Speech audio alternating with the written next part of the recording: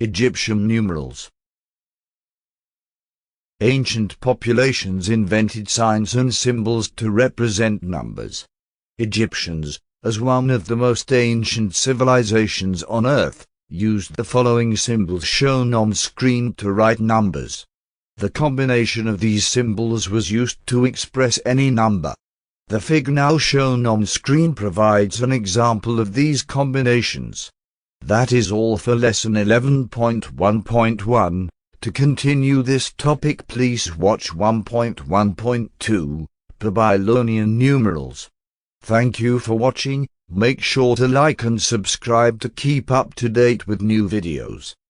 For more information, calculators, and tutorials, please visit www.icalculator.info.